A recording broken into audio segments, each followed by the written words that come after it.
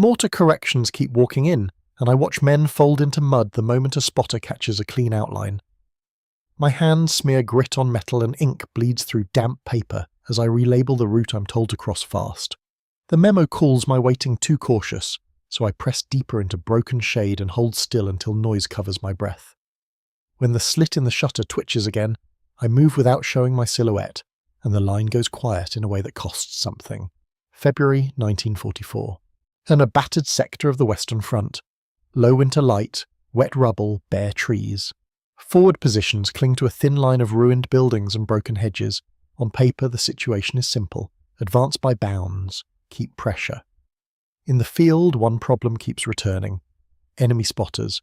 They are not always seen. Often they are only inferred. A glint in a high window. A silhouette behind a chimney stump. A brief movement in a tree line that stops too quickly.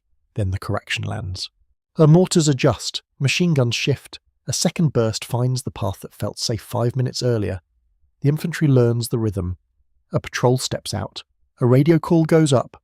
A map is unfolded and refolded until the paper softens. Then the air cracks with ranging shots. The ground answers with bursts of dirt and brick dust. Men flatten into mud that smells of ash and cold iron. A runner counts breaths, waiting for the pause that means the next correction is already coming. Here, the enemy's directed fire works like a machine. Not loud all at once, not dramatic, just methodical. The spotters do not need to be many. Only well placed. Only able to see a route. Only able to mark a corner. The main individual is not named in the surviving paperwork. Some files are stamped. Some pages are missing. Some reports were clearly rewritten. But the routine work can still be traced. It belongs to a small figure who spends more time watching shadow than watching men. Yet he is an infantry scout by role, not by title. He carries what scouts carry, a carbine or a rifle, depending on what the unit can spare, a small compass, a pencil stub, a folded sheet of paper sealed inside oiled cloth, sometimes compact binoculars passed from hand to hand. His fingers are often stained. Graphite, mud, grease from the weapon parts, ink from stamped forms. At dusk he sits where the wind is weaker, under a torn blanket hung as a curtain, near a doorway that no longer has a door. Chaboui checks his kit with slow care. He dries map edges over a small flame shielded by a mess tin. He copies grid notes onto a clean scrap because wet paper tears at the fold. He puts used film canisters, small hard cylinders, back into a pocket. They carry rolled messages when radios are too loud. They carry small sketches when the messenger must move fast. He listens more than he talks, not from timidity. Noise draws attention where sound bounces off brick and frozen ground.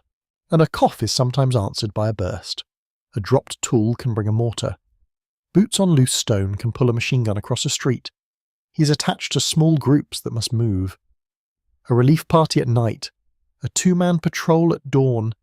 A link between a forward post and a main position when wire has been cut again. He is not the only one doing this work, but he becomes known for a particular habit. He keeps his body stitched to darkness, as one later account puts it, and he avoids crossing open light when he can, not even briefly, not even when urged. In the early months it looks like caution, too much caution some say. Orders are pinned to boards, keep moving, do not hesitate, do not bunch, do not stop in the open. Practical words, but they harden into doctrine, then into tone, then into impatience. The habit becomes a method. Not written at first, not formal, just repeated steps. He watches how shade breaks, watches how the tree branches throw moving patterns on the ground. Ruined walls cast long bars of darkness that shift as clouds pass. Smoke from small fires changes brightness by degrees. A collapsed roof makes a black triangle across a courtyard. A blown-out window throws a bright rectangle onto a stairwell. He times movement to noise, not only artillery, a passing vehicle, a sudden burst of small arms that pulls eyes away, a door slamming in wind, a shovel striking stone, a plane overhead, unseen but loud enough to cover a footstep. He avoids silhouette, not as an abstract idea, as discipline. He never sets his body against a bright background, he stays off ridgelines. He does not stand in doorframes, he does not lift his head above a wall and hold it there, even for a second. When he must look, he looks from deep shade. He repeats the same motion twice, slower than seems sensible, to make sure it's not the motion that catches the eye. And others begin to call it shadow link, a nickname, not an official term, it fits what they see. He links his movement from one patch of broken shade to the next. Always something between him and the enemy's view. A hedge stump, a shell hole lip, a brick pile, a wrecked cart, a sagging fence, a ditch filled with dark water. At first, it seems too slow. Men in the line are not paid in extra time. They are paid in minutes of safety, and those minutes are always in debt.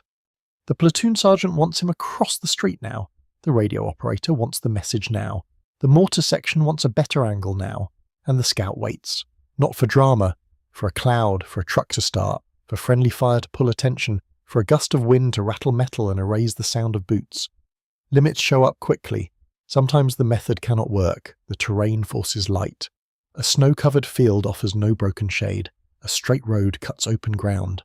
And a riverbank is bare and bright. There he either does not go, or he goes and pays like everyone else. There is also fatigue, moving in the gutter, crawling under wire dragged by blasts, holding still in cold water while footsteps pass, waiting long enough for muscles to tremble. When the body shakes, noise returns. When noise returns, the method fails. The front does not reward subtlety and paperwork. It rewards results you can count. Captured ground, prisoners taken, weapons seized. His method produces fewer visible trophies, fewer dramatic reports. It produces something harder to stamp. A patrol that returns without being bracketed by mortars. A runner who reaches the next post without a burst chasing him. A small unit that crosses a gap and is not immediately marked. In March 1944, the sector remains active but constrained. The enemy has time to place watchers, upper floors, church towers when they still stand, factory catwalks, tree platforms.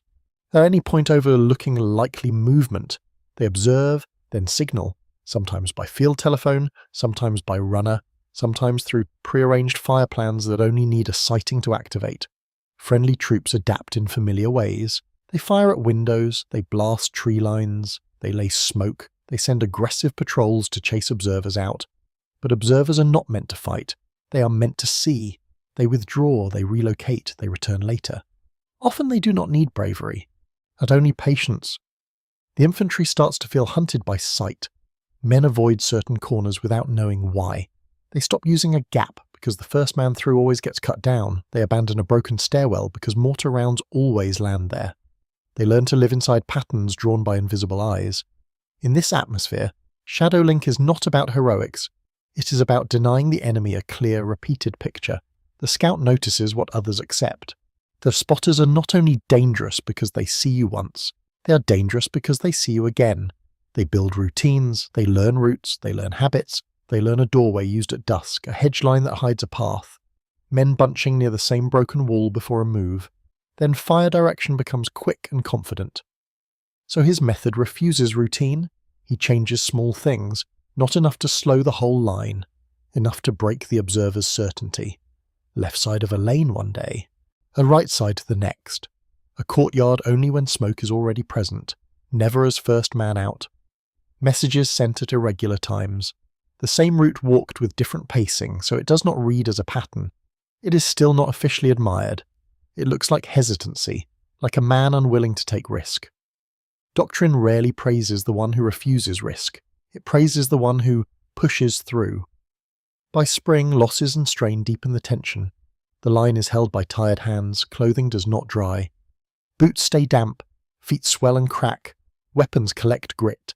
The radio operator's hands are chapped from cold and battery acid. Paperwork piles in a dugout where candles blacken the ceiling. A clerk stamps forms with a stiff wrist. Medical notes are written with numb fingers. Failures repeat in predictable ways. A squad moves through a gap. A spotter sees it and calls it. Mortars arrive in a short ladder pattern. The squad drops. The next squad tries a different gap. That machine gun fire shifts and covers it. A stretcher party comes forward. The spotter watches them too. Then fire falls again, not from hatred of the wounded, but because the enemy knows the wounded draw more men. This is lived reality, rubbing against official language. Official language calls for momentum, for keeping up the attack, for rapid movement, for seizing the initiative. Memos are clipped, signatures are clean, ink is steady. The men at the front read them with dirty hands and tired eyes. Shadowlink becomes a quiet argument inside the unit, not shouted, not theatrical, The scout is told to move faster, to stop creeping. That caution wastes time. He answers with small facts, a corner where men were marked, a line of windows that always seems to produce fire. The way shadow falls at a certain hour. He says little. He demonstrates more than he debates. He starts training one or two others informally, not a class, and not a lecture. Brief instructions whispered in a doorway. Keep your helmet from catching light. Keep your pack from scraping brick. Do not cross the bright strip unless there is noise. If you must cross, cross as the truck engine turns over. Do not lift your outline above the ridge. Move when wind rattles metal. Wait when the air goes still. Some follow, some do not. Those who follow return more often. Those who do not sometimes return anyway, because war is not fair or consistent. That inconsistency sharpens the argument. A lucky dash can look like method. An unlucky pause can look like weakness.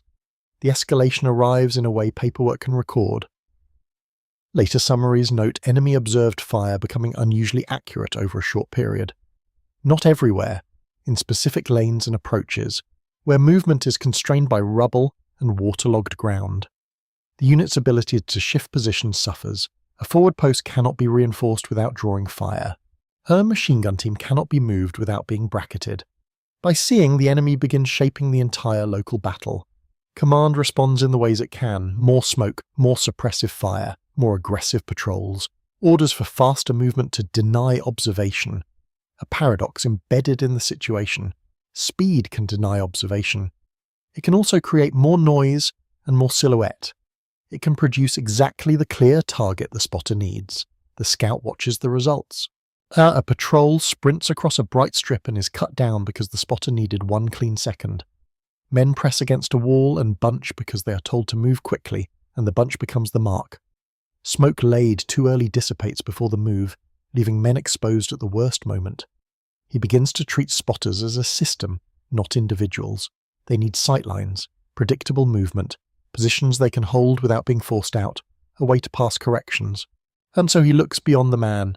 He studies habits, where someone can lie unseen from friendly lines, where a messenger can run, where wire might be laid along a hedge, a window frame cleaned of dust, suggesting repeated use, fresh cigarette ends on a landing, a broken shutter repositioned to make a viewing slit, small ordinary clues, ash in a tray, a scraped step, a curtain pinned with a nail not hanging naturally, a faint line in the plaster where binoculars have rested, and a piece of paper used as a windbreak for a small light.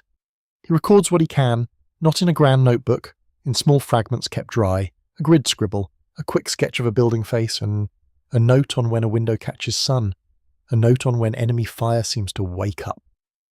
The turning point comes without announcement, as a decision made in cramped space. A forward post is threatened, not by direct assault, by observation and fire. The post cannot stay, it cannot be supplied. And it cannot be relieved safely.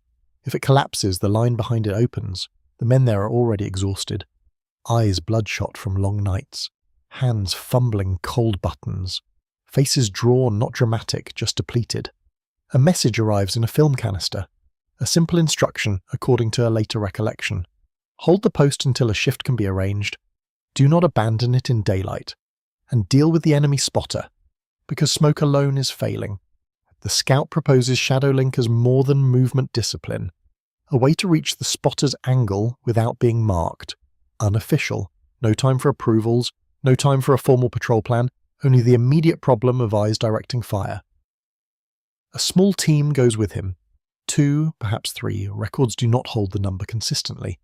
They carry minimal gear, no loose metal, no rattling canteens, buckles wrapped with cloth, shine cut down, mud smeared on anything that catches light. No talking once they leave cover. They move through broken shade, not in a straight line, in angles that only make sense if you're thinking about sightlines.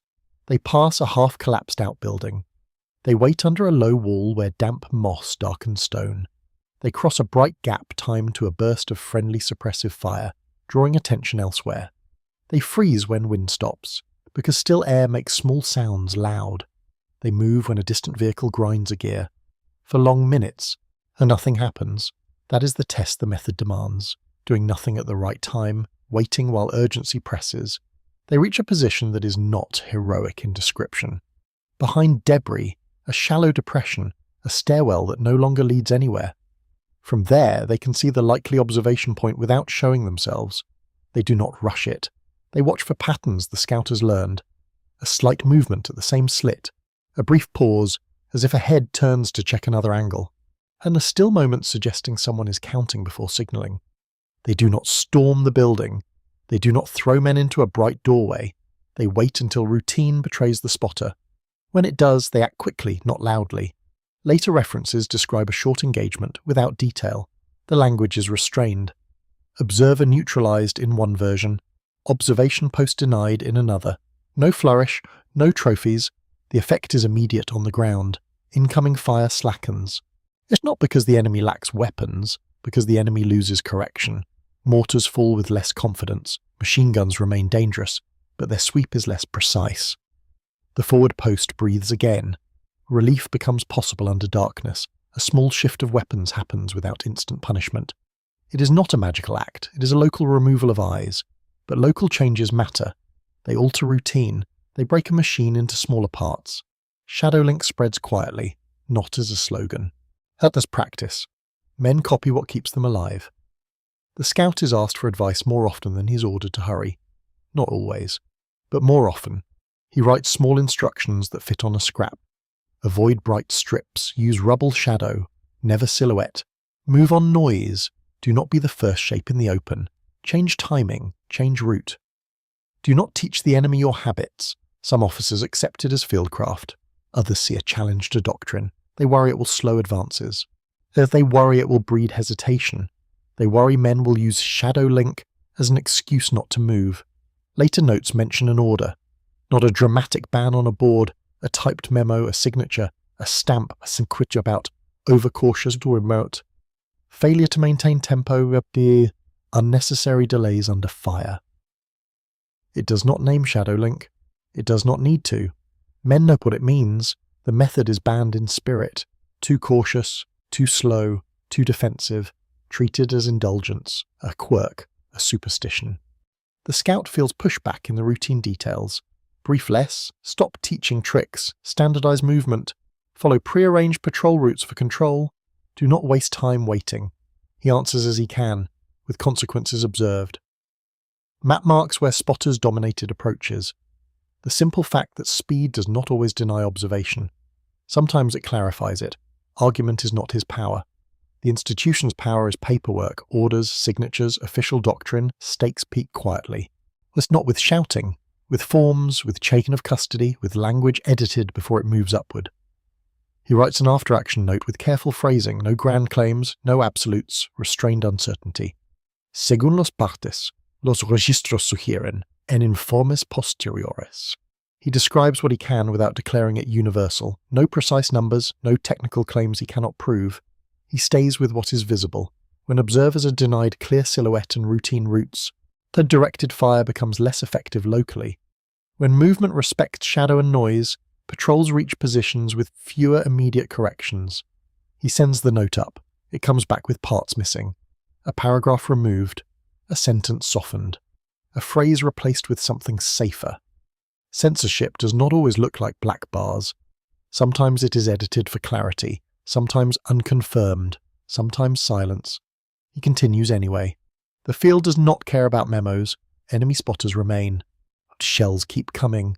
Men still have to cross bright gaps. The method becomes more covert, not hidden like conspiracy, hidden like any unofficial adaptation, taught in half sentences, shown in the way he moves. Others notice the careful man returns. He avoids language that sounds like a system because systems draw authority. He keeps it practical. Do not show your outline. Move when noise covers you. Wait for the cloud. In the following weeks, spotters become a targeted problem. They're not a background curse. Small teams begin seeking the eyes instead of only enduring them. They learn spotters are supported by routine, a path of access, a hidden line of communication, a safe withdrawal route, a habit of the same window slit, a habit of signalling at the same time.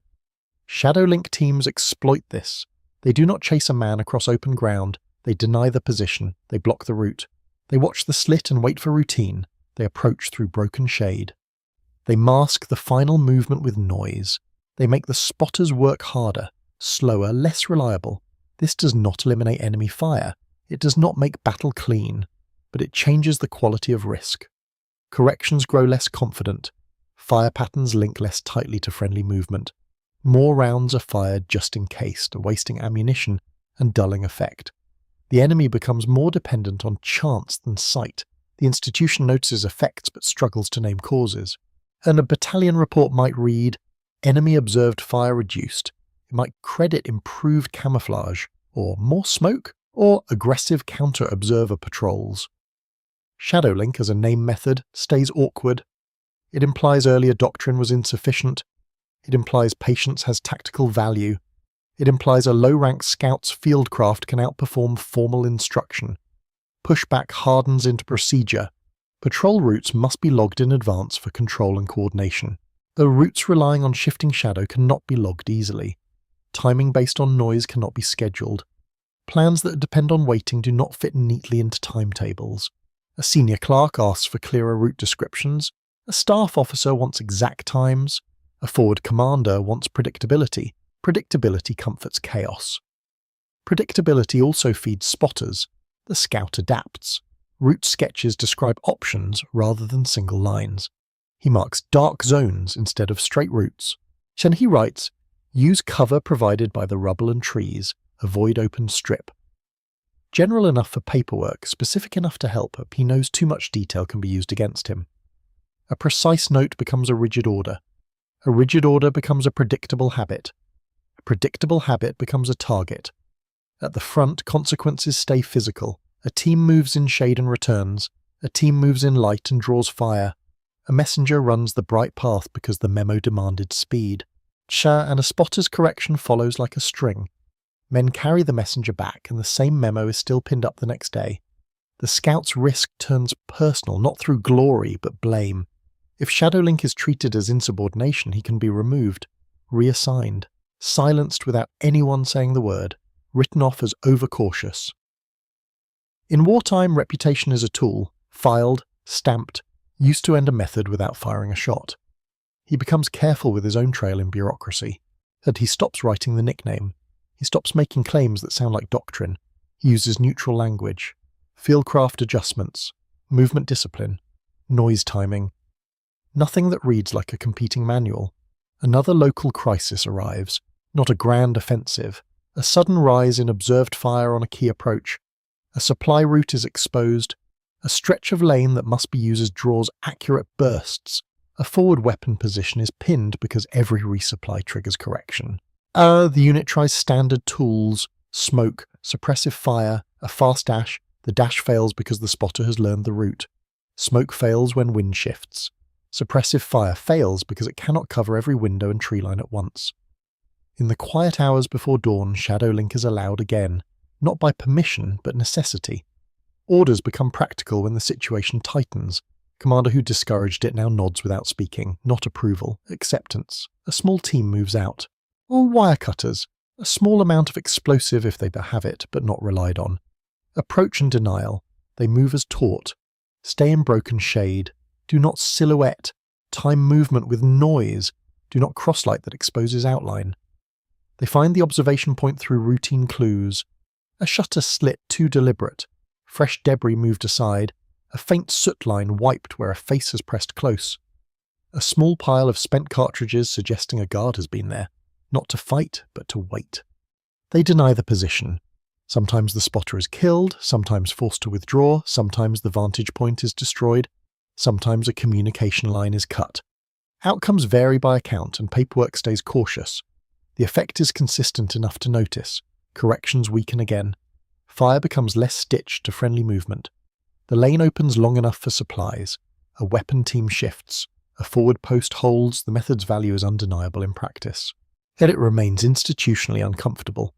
This is how useful practices survive. They work. They are used. They are not celebrated. By late 1944, many sectors become libraries of hard lessons. Units learn camouflage, movement by bounds, smoke used properly, spotters countered by snipers, patrols, artillery, deception. Shadowlink fits inside that reality. Not a miracle. A disciplined blend of concealment and timing. Though what sets it apart is refusing visibility even for a second when exposure is unnecessary. Many soldiers grasp this instinctively. Shadowlink makes it repeatable. It also treats the enemy observer as the local centre of gravity. Remove the eyes and fire direction loses coherence. Not forever, not everywhere, but enough to matter. Institutional response stays mixed. Training pamphlets and field notes emphasize camouflage and movement discipline in general terms, though they rarely credit one scout or one nickname. They rarely say this was invented here. Invention implies error before it. Error is hard to admit in official language. In some units, the method is absorbed quietly. It becomes part of what experienced patrol leaders teach. They do not call it shadowlink.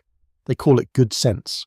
Keeping low, moving under cover, passed on the same way the scout did, by demonstration, by short instructions, and by adjusting a man's posture in a doorway so his helmet does not catch light. In other units, it stays suspect. Speed and aggression are preferred. Waiting is called hesitation. Crawling is called fear. The reality remains. Spotters feed on predictable silhouette. Those units pay in their own ways, not always, not predictably, often enough that veterans later speak of eyes as much as guns. The scout's fate is only partly visible in records. Some documents end abruptly. And some names are missing, and some personnel notes reduced to codes, hints of reassignment, hints of transfers, hints he was used where caution was valued, then forgotten when paperwork wanted a cleaner story. En informes posteriores, the method appears without him, a technique without an inventor, a practice without an author. Censorship pressure shows clearest in the absence of credit. Wartime institutions favoured narratives that were easy to communicate. Bold attacks, clear victories, and simple lessons. Shadowlink is not simple as a slogan. It sounds like delay, like slowing down. It requires admitting the smallest exposure can be fatal because a spotter watches patiently. It requires describing the enemy as careful and competent, which propaganda language often avoided. So the method lives where the war keeps its most honest knowledge, in tired hands, in routine habits, a messenger pausing under a shadowed lintel until a truck starts. A patrol leader signalling wait with 2 fingers, not from fear but because the wind stopped. A soldier choosing the darker side of a lane by instinct. A unit abandoning a bright doorway and breaking through a back wall where shade and rubble give cover. Enemy spotters do not disappear. No front promises that. But their effect is blunted when sight is denied and routines are broken. Their ability to direct fire collapses locally when the battlefield stops offering clean silhouettes and repeated routes. The collapse is not loud, measured in fewer corrections, rounds falling wide, a lane crossed once without immediate punishment, a forward post holding because the enemy's eyes were forced to blink.